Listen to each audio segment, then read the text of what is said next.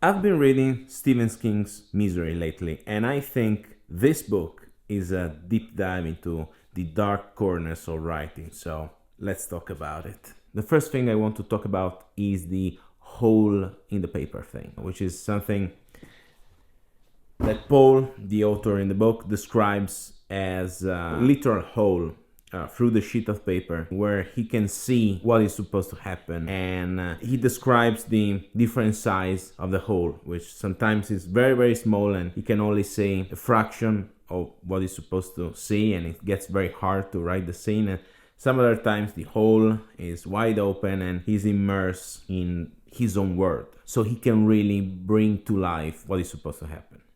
And this thing of the hole really struck me, because looking through the hole in the paper is when writing feels like art and stop like being just a craft.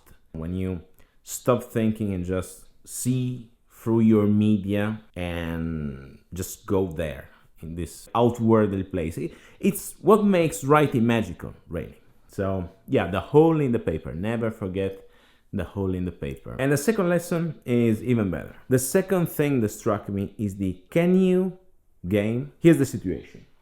Paul, the author, is trapped with Annie, and she wants him to write another story just for her. And Paul has this problem that he has killed Misery in the last book. But since Annie is crazy, he has to write the damn thing. The first try, he just changed details from the last book, so Misery is not dead, and he goes on like nothing. But Annie calls him out and says, no, you're cheating. This is cheating. So you've got to come with a real solution. I don't care if he's dead. So Paul doesn't know what to do, and he remembers about this game they used to play in this summer camp or something called Can You? And the game was that they were starting from a complicated situation, and the question was, can you solve this situation in a way that is not strictly realistic but believable, and go on with the story?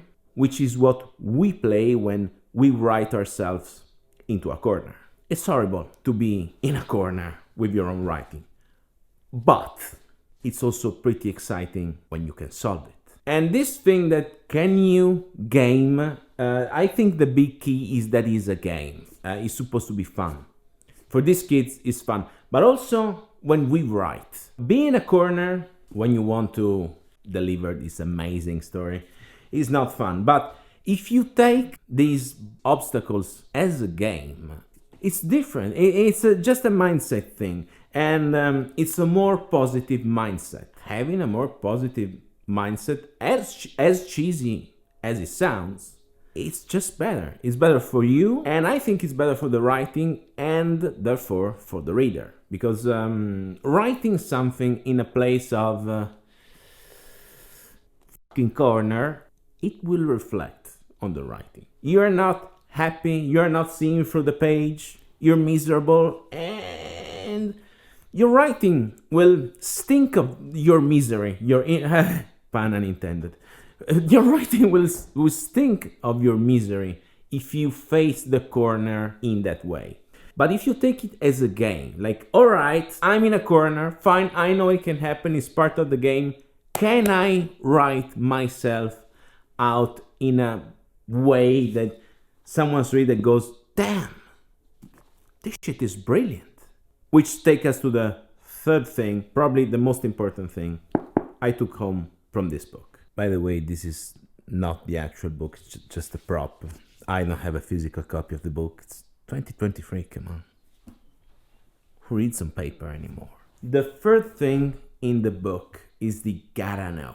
Is the I don't care if it's raining, my lingerie is out there. I don't care if I'm burning dinner. If the house is burning, I've got to know what happens next. Which is a feeling that as a reader I love, and as writers we should chase at any cost. Because if you can keep someone glued to the pages of your work, it's just because they want to know what happens next.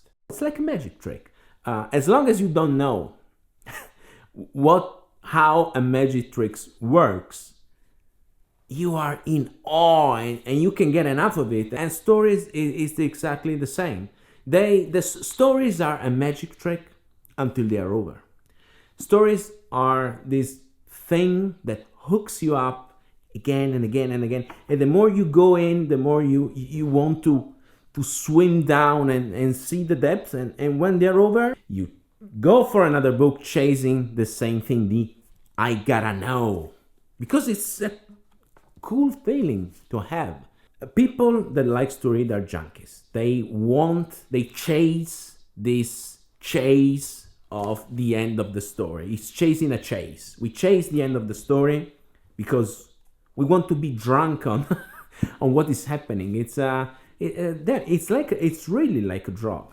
Like when it's good. Like what we crave as reader and what we should crave as writers is this I gotta know.